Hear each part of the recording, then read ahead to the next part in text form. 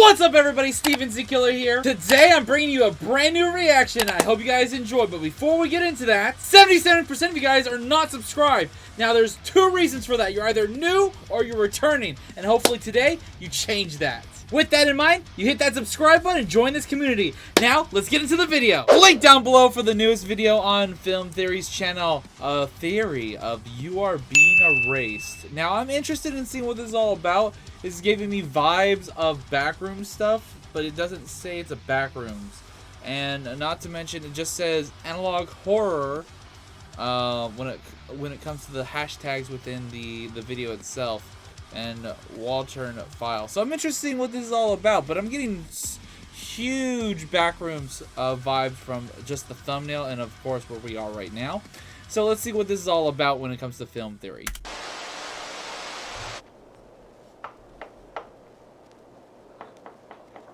Who is it? Who's there?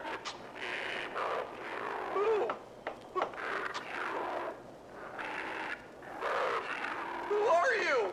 Who are you?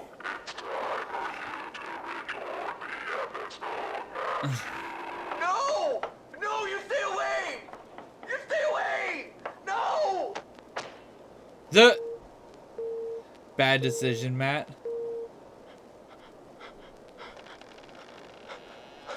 R.I.P. I see that in the top left. A film theory jump scare. Hello, Internet. Welcome to Film Theory, the show that definitely isn't standing right behind you. If you've spent any time watching the channel recently, you know that we are in love with the world of analog horror. There are countless incredible independent filmmakers here on YouTube telling some of the most compelling and scariest stories in modern entertainment. You know, besides Backrooms, I really haven't seen too many of the other ones. If there are other ones out there like up there with the Backrooms that you guys are interested in me checking out, please, by all means, let me know about them down below in the comments or link the videos on my Discord in the reaction ideas section. Right now, I'm talking stuff like the Walton Files, the Backrooms, the Mandela Catalog, stories that all have an iconic look and feel because they're largely set in the 80s, 90s, and early aughts. This was a time when video tech was first becoming widely available and finding its footing. Camcorders were giant boxes that you had to cart around with you, and if you actually wanted to film something, well, you also had to bring along a library's worth of physical tapes to record on. No exaggeration, my family had a literal cooler-sized bag just to carry everything we needed to film like 30 minutes of the family Christmas. And even then, the footage we got was rough. When something moved, the footage got blurry. When it was dark, it got grainy. Most of the time, you just left what you shot on the recording tapes because transferring it to an actual VHS tape you could play required a master's degree in arranging wires and cables from the camcorder to the VCR. And then once you You know, I never dealt with that growing up. My grandfather and my dad growing up were the ones that dealt with that. I know of it, but I never dealt with it myself. But I do know of camcorder fuck shit. Actually watched what you made, your mileage because nowadays I'm just dealing with a little 20-ounce little webcam Logitech Brio right here. That's the quality of what I'm using right now. I'm guessing no one watching right now has ever even heard of a tracking button on a remote control before, right? That ringing bells for anyone? Well, you know those blurry lines that go across the screen in pretty much all analog horror uploads? Those were most often caused by a misalignment of the tape inside the VHS and the playback head inside the VCR. And tracking was the button that you used to help sync those I two remember things up. that. This is the awkward puberty era I remember of tech the that tracking I'm talking button about. on the remote. And that's what I love about these analog horror series. They're videos that take the early There's also limitations of tech from the era VHS and use them to recording create genuine, authentic, memorable just in scares. general, Now, your, at the top of the episode, you heard that this VHS, video is being sponsored by the Google player. Pixel 7 Pro. In fact, that whole opening was filmed on the phone's Oh camera. god, a camera fucking ad. It just has a ton of amazing features. I'm They gonna had to just work try to really remove hard whatever to make ads the I footage can from out this of thing these look sometimes. old and scary like analog horror. Just take a look at this. This is the final shot. But watch as we remove one filter, two, get rid of the vignette, and a final effect. Boom! This is the original footage that we were working with, and it looks fantastic. Which got me thinking, what would modern modern analog horror look like? The aesthetic of analog horror is built off these technological limitations of 80s and 90s home video, motion blur, no ability to see in the dark, things that are just barely visible off in the distance. But those limitations don't exist today. Just look at the Google Pixel 7 Pro, a phone small enough to fit in your pocket but equipped with a camera smart enough to challenge tech 10 times its size. Motion blur isn't a problem because it has image stabilization. In fact, the blur is in your control with features like cinematic blur, keeping the subject in focus and blurring the background. Is it too dark? Not a problem. The Google Pixel 7 Pro has... Is this ad fucking read actually usable? Like, I'm gonna have to keep this fucking shit in. Night sight, where you can take a picture in almost absolute darkness and still wind up with something to show for it. Oh, is there something? Because it is true, we really can't do. We have to do so many filters just to get the same. This piece of tech now has a 5x zoom telephoto lens and records in 4K. So that scary pile of pixels off in the woods is just the non-scary pile of rocks that it always was. I gotta be honest with you, we have great cameras here in the studio to film on, but most of the shoots that we do at this point are on Pixel phones because the cameras are high quality, they're easy to use, and they're smart. The shots look better because the camera is largely doing a lot of the work for us. So this then begs the fuck was he eating with his cereal? Why was there green goo on his mouth? Question: is modern technology too good to make effective analog horror? Could an analog horror series take place in the modern day when everyone and their grandmother has access to a high-quality camera sitting in their pocket? Today we're looking at the tropes of analog horror to see what the equivalent... It's actually more work nowadays. It was just natural for back in the 80s, the 90s, and whatnot. It would be if it was themed around today. In 20 to 30 years, when people look back at this era of entertainment, what will the retro tech horror stories look and feel like? Curl up and hide under the blankets, loyal theorists. We're about to find out. So before we can really jump into the idea of modern tech being too good to make analog horror, we should first take a step back to fully understand what makes the 80s and 90s tech so perfect for this type of storytelling. Like I mentioned in the intro, series like The Walton Files, Backrooms, Mandela Catalog, all of them are made to look like they were filmed on ancient... I might have to look into some of these other ones, like the Walton Files. He's remarked or mentioned that in the past when it came to the Backrooms videos, but I've never watched it either. Camcorder. Or the Mandela Catalog. They have that iconic, jittery, blurry VHS look. This sort of technology became cheap enough to mass produce by the 1980s and were fairly common by the 1990s. That's why so many of these series take place in this era of content. It's also where we get the analog part of the label analog horror. These old camcorders used analog signals to write information onto actual magnetic strips. An analog signal is basically some sort of thing that constantly changes to represent different data points. This could be the heights or frequencies of wavelengths, like...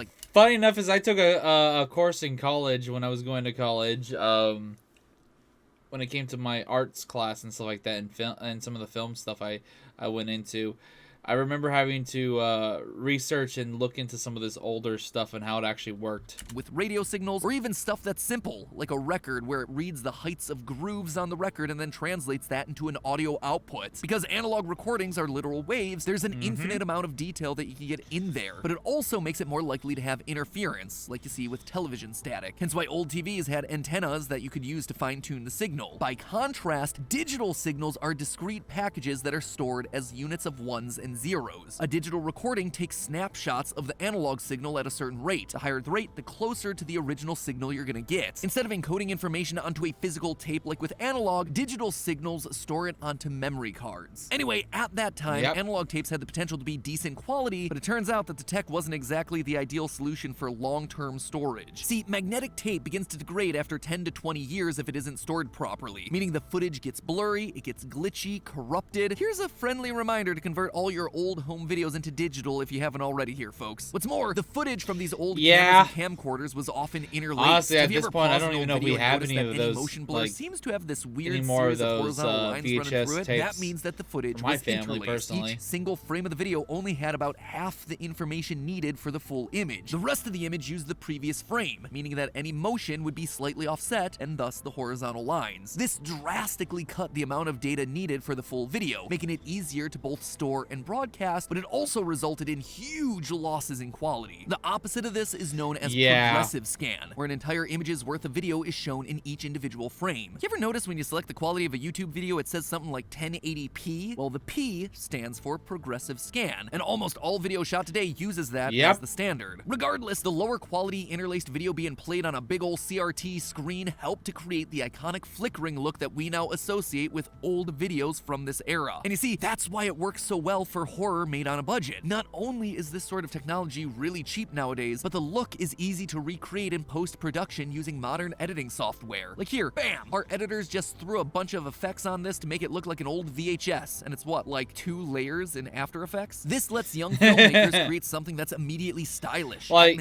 it's not impossible to just use effects, but it's still like you can tell some of the difference when it comes to filters added than something that was natural, like actual VHS recordings and stuff like that. There is a good difference you can see between added filters and just natural fuckery. Spheric, set in a clear time and place in history. What's more important, though, is that they're also able to use this aesthetic to amplify what makes the series scary. This look creates an intentional lack of clarity. See, when you introduce a scary idea but you don't show that scary thing, what your audience imagines in their head is far more horrifying than anything you could possibly come up with yourself. It doesn't matter what medium you're in. The ideas used to great effect in the Cthulhu Mythos books, and a ton of the most iconic horror movies of all time have embraced this exact idea. Is your mechanical shark animatronic not working? Don't worry, just don't show the shark for the majority of the movie, and it's gonna wind up being way more effective and way scarier. And it's this lack of clarity that really intensifies the actual horror that analog horror is based on, that what's familiar can be deadly. Look at the 3 series that I keep using as examples. Mandela Catalog is all about our friends and neighbors being imposters. The Walton Files is about a family-friendly burger restaurant that turns deadly. And the Backrooms is about the horror of mundane. Like I said, I haven't seen those other 2, but I do know the Backrooms. So if those are actually pretty reasonable, like lengthwise series, if there's like a playlist or something, please share it. Let me know about it. Walls and fluorescent lights. These aren't supernatural creatures. These are series that rely on the normal people and places around us, but made unnatural and scary. This idea that the familiar can hurt you is probably best exemplified by another trend that came out of this era, stranger danger. Though the term dates back all the way to the 1960s, it didn't catch fire until 1979, when a child in Manhattan was tragically kidnapped while walking to school. News media grabbed hold of the story, who spread it nationwide and soon began widely reporting similar cases of missing kids. This culminated in 1982, when it was widely reported that nearly 50,000 American children were being kidnapped by strangers every year. And just so we're crystal clear on this, that number is wildly inflated. But it managed to cement the idea that all strangers can be potentially dangerous in the minds of the nation. And there were PSAs and school assemblies drilling that idea into people throughout the 80s and 90s, even up through the mid-2000s. But these analog horror series also play off another innate human fear, the uncanny valley. This is a phenomenon that many psychologists have noticed, where people have strong negative reactions to things that look almost human but aren't quite all the way there. Insert any low-budget, poorly executed CGI here. But again, this is where analog horror shines. Without the budget to pay for pristine, photorealistic computer-generated worlds, these stories lean into the unsettling nature of things that are slightly off from reality. The alternates from Mandela Catalog are stretched, deformed human monsters. They're almost human, but not quite. The animatronics of Walton's restaurants exhibit jerky movements and speak in dead, emotionless, pre-recorded phrases. Is that supposed to be a FNAF thing then?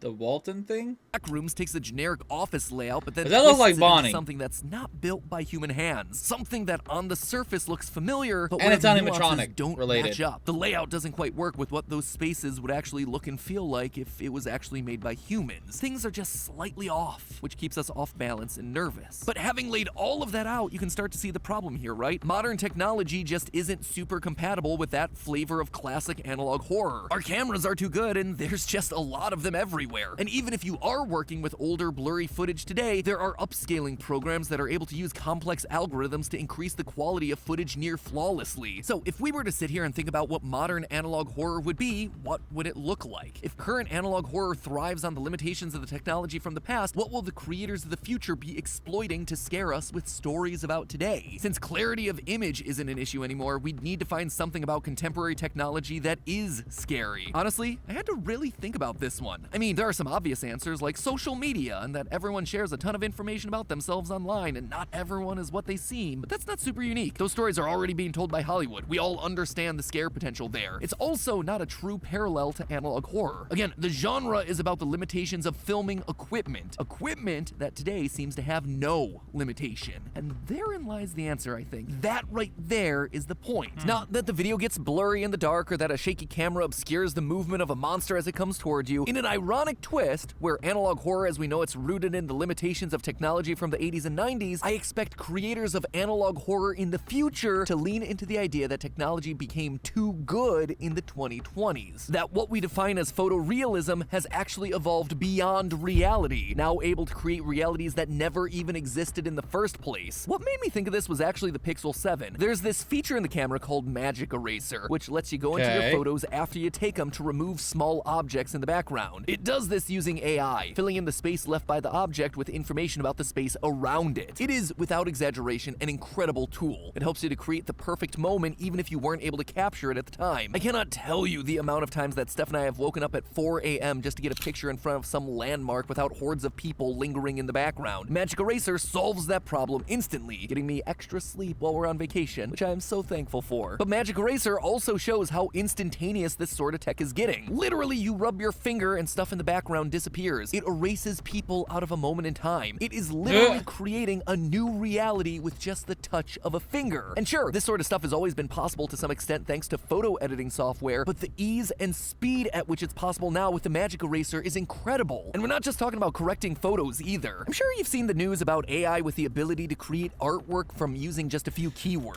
I had a feeling he was going in this direction because I remember a ton of people using this program recently on YouTube wise to make fuck shit and everything. I think it literally just got popular like a month or so ago. My friends over at Corridor Digital have been experimenting with this sort of content creation for a while now. And let me tell you, AI image generation is even getting to a point where you feed it a bunch of pictures of an individual person and you can get it to spit out high quality artistic interpretations of that person in almost any style you want. No joke, companies are already starting to talk to me about how this sort of technological advancement could be used to automatically generate video thumbnails in the near future. And it's not just stopping at still images either. We've already done 2 episodes dedicated to the ways that Hollywood has taken people's likenesses and putting them onto other bodies. How we're now able to synthesize voices from audio clips, things like that. There are even computer programs that allow you to take the voices of real people and convert them into AI voices, so you can then get those voices to say anything you want. And again, people are contacting me about this exact sort of thing, so that my auto-generated voice can exist forever reading these scripts as the eternal online theorist. And this is no longer a cumbersome process either. It's getting to the point where you can literally deepfake someone in real time on video calls. I mean, can you imagine how frightening it would be if these technologies combined and you could speak with someone's actual voice and face? That's not only terrifying, it's also incredibly believable in the near future. And if I were to make any sort of modern analog horror set in the present day, it would embrace this technology for its story.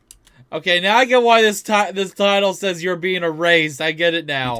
It would have to be about AIs creating a reality that was never actually real in the first place. So, say we wanted to make something similar to the Mandela Catalog. The alternates and intruder could be people deep-faked in real time. On the surface, they look normal, but something about them is just off, or they don't sound quite right. It could be about tricking you into false memories about your own life. An AI serving you up videos of things that you've said and done that you know that you have never said or done before. Your memories being gaslit and your physical body being erased from moments in time that you know you were there for. But slowly, bit by bit, the evidence starts to stack up against you. Pics or it didn't happen, you know? And the pics don't show you for whatever reason. The backrooms are even easier to work with here. Our running theory has been that the world of the backrooms is just one big simulated reality that's become glitched. Something that becomes a lot scarier if we imagine an AI overlord tweaking things and people in real time. Changing a face here, creating a neighborhood out of thin air there. When it detects a problem, problem, it overcorrects its reality, perhaps leading people to glitch out in the first place. Instead of the intentional lack of clarity like with the 80s and 90s era tech, here we're leaning into the hyper reality of all of this. There's too much detail, there's too much precision, so much in fact that you begin to doubt yourself, your memories, your own identity. Humans are fallible. The computer's memory, meanwhile, is not. The big themes of this modern analog horror would come down to having your viewers question if what they're seeing is even real, and whether or not we're just seeing a reality through computers, or if we're seeing what's actually in front of our faces. Now that is terrifying. Someone should probably do a series like that someday, huh? But hey, you know what isn't scary?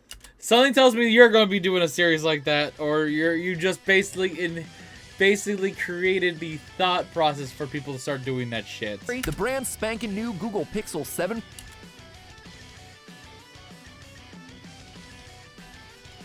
Well, geez, thank you, MatPat. Looking forward to more of the fuckery that's going to come out with analog horror with up-to-date shit.